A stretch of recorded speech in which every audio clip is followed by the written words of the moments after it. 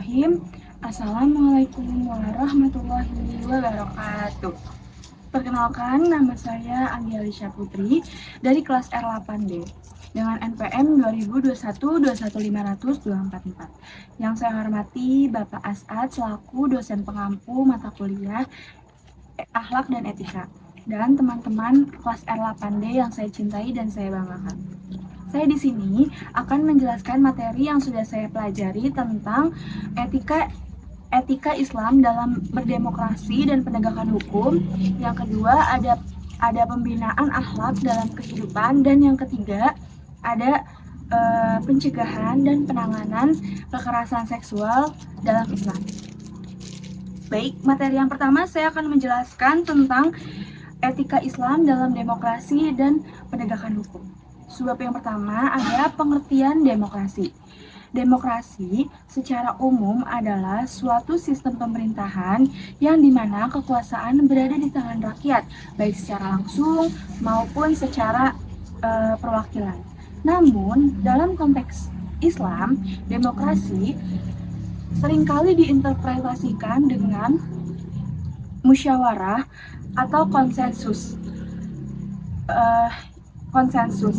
yang ditekankan dalam ajaran agama, di mana semua keputusan akan diambil ketika sudah dipertimbangkan oleh beberapa pandangan, demi kemaslahatan bersama. Yang kedua, itu ada tentang kriteria kepemimpinan dalam Islam.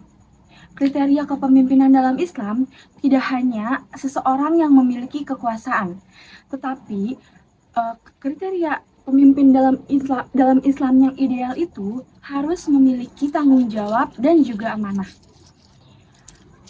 Kriteria Islam yang ideal juga harus memiliki ilmu yang memadai, ilmu pengetahuan yang memadai. Selain itu, integritas moral yang kuat seperti amanah, fatonah, dan juga sidik. Keadilan, kemampuan, serta kemampuan untuk dapat bertanggung jawab dan melayani umat. Yang C, sekarang saya akan menjelaskan tentang syarat-syarat menjadi seorang pemimpin. Menjadi seorang pemimpin itu sangat berkaitan dengan kriteria yang sudah saya tadi jelaskan. Yaitu yang pertama, ketika jadi seorang pemimpin, syaratnya itu harus berakal sehat, harus sudah balik, dan banyak sekali para ulama yang menyebutkan bahwa seorang pemimpin itu harusnya laki-laki. Ia harus merdeka dan juga dapat bekerja secara bijaksana dan juga adil. Selain itu, syarat menjadi seorang pemimpin juga harus melihat bagaimana fisik dan mentalnya agar dapat bekerja secara benar dalam kenegaraan. Selanjutnya, di poin D, saya akan menjelaskan tentang penegakan hukum. Penegakan hukum adalah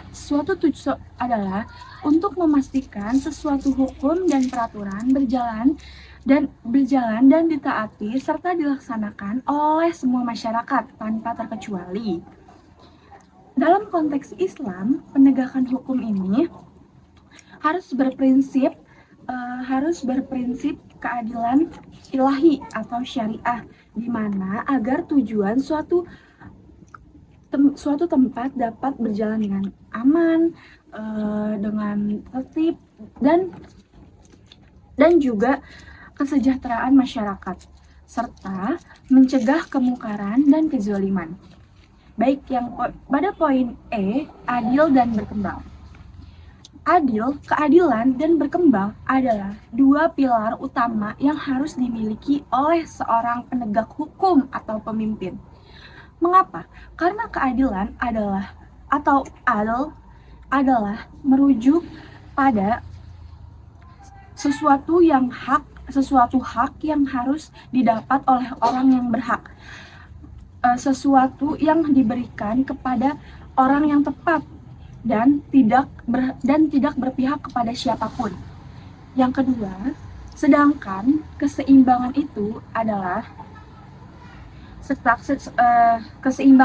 atau yang disebut dengan al-mizan merujuk pada prinsip proporsionalitas dalam kehidupan sehari-hari, di mana seperti peraturan pemerintah, penataan pemerintah, proporsional bidang sumber daya alam, itu tidak ada yang namanya ketimpangan. Poin yang saya akan menjelaskan tentang radikalisme agama dan negara. Radikalisme itu adalah suatu paham atau keyakinan. Radikalisme agama adalah suatu pemahaman atau praktik keagamaan secara ekstrim. Radikalisme agama ini banyak sekali menolak nilai-nilai agama, bahkan ia melakukan kekerasan untuk mencapai suatu tujuannya. Dengan begitu, maka hubungan dengan negaranya tuh apa? Negara akan menjadi menurun. Negara itu akan mendapatkan ancaman terhadap stabilitasnya dan harmoni sosial, karena cenderung semua sistemnya menolak sistem sah, lebih memilih sistem perkembangan secara kaku. Baik, saya selanjutnya akan menjelaskan tentang poin bab yang selanjutnya, yaitu pembinaan akhlak dalam kehidupan. Pembinaan akhlak di sini ada 4 subbab yang akan saya jelaskan. Yang pertama, urgensi akhlak dalam kehidupan. Akhlak adalah pondasi utama yang harus dimiliki oleh setiap orang ketika menjalani kehidupan bermasyarakat dan juga berinteraksi dengan orang lain. Urgensinya akhlak dalam kehidupan itu apa? Yaitu terletak pada kemampuan seseorang, apakah ia dapat bertanggung jawab dengan baik, adil, jujur, empati, atau simpati. Akhlak yang baik akan menciptakan suatu tempat menjadi harmoni sosial, menumbuhkan kepercayaan, dan mendorong seseorang individu untuk dapat berkontribusi secara positif. Sedangkan ketika seseorang berkontribusi di suatu tempat tanpa memiliki akhlak, maka ia akan menimbulkan masalah-masalah di tempat tersebut, kericuhan, deskonstruksi, dan bahkan menimbulkan banyaknya konflik-konflik dengan orang lain. Yang B, ada bagian akhlak. Akhlak dibagi menjadi 2. Ada akhlak mahmudah, perbuatan baik atau terpuji, dan ada akhlak mazmumah, perbuatan atau perilaku tercela. Akhlak mahmudah adalah akhlak yang mulia. Sifat-sifat orang yang memiliki akhlak mahmudah itu adalah orang yang memiliki keikhlasan, kejujuran, keadilan, saling tolong menolong, kasih sayang. Itu semua adalah sifat-sifat yang akan berbuah baik kepada diri sendiri dan juga orang lain. Sedangkan sifat-sifat orang yang memiliki sifat-sifat mazmumah, ia akan memiliki sifat sombong, iri hati, dengki, selalu menjelekkan orang lain, dan sifat-sifat tersebut akan membawa dia atau merugikan diri sendiri dan menjelekan diri dia sendiri. Selanjutnya ada faktor-faktor yang mempengaruhi seseorang akan terbentuknya akhlak. Yang pertama itu ada faktor lingkungan. Dengan adanya faktor lingkungan, itu adalah faktor utama yang membentuk seseorang dalam mengitukan akhlaknya. Yang kedua ada faktor pendidikan, baik melalui kurikulum pembelajarannya atau juga ketika ia berinteraksi dengan guru dan teman sebayanya. Yang ketiga ada faktor masyarakat atau budaya dia saat di mana ia tinggal. Yang keempat ada faktor media sosial dan teknologi sekarang, baik itu yang positif dan juga negatif itu dapat membentuk akhlak seseorang itu. Dan yang kelima itu ada kesadaran dan pilihan individu itu sendiri ketika ia ingin membentuk akhlaknya setelah melewati 4 yang tadi saya sudah bacakan. Sekarang ada pembinaan akhlak. Pembinaan akhlak itu dapat dilakukan dengan cara keteladanan, yaitu di mana ia menirukan tokoh atau orang tua yang memang memiliki akhlaknya mulia. Terus juga pembiasaan, dengan cara ia selalu berbuat baik dengan orang lain, selalu membiasakan berbuat baik hingga terbiasa dan menjauhi larangan-larangan yang tidak baik. Terus juga introspeksi diri. Terus juga yang keempat ada mendengarkan nasihat atau ceramah yang kemudian ia serapi bahwa akhlak itu memang sangat penting untuk diri seseorang. Baik, poin yang selanjutnya saya akan menjelaskan tentang pencegahan dan penanganan kekerasan seksual.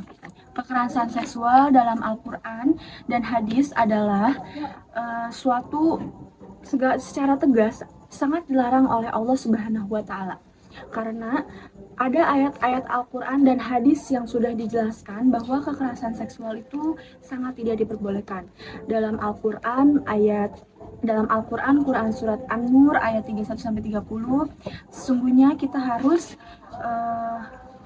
memerintahkan kehormatan, menjaga pandangan dan kehormatannya. Selain itu juga ada Quran Surat Al-Isra ayat 32 untuk seseorang menjauhi atau tidak melarang untuk mendekati zina. Adapun banyak hadis-hadis Rasulullah Nabi Muhammad SAW menekankan pentingnya menjaga kehormatan diri, melarang perbuatan keji, serta memberikan ancaman yang sangat berat kepada seseorang yang melakukan kekerasan seksual. Yang B, ada bentuk-bentuk tindakan dan perilaku kekerasan seksual dalam Islam. Dalam Islam, kekerasan seksual mencakup segala perbuatan yang melanggar kehormatan seseorang tanpa disetujuinya. Itu sangat seperti pemerkosaan, seperti hubungan persetubuhan tanpa adanya keinginan atau perbuatan di luar nikah, itu sangat tidak diperbolehkan. Baik, selanjutnya ada sanksi bagi pelaku kekerasan seksual.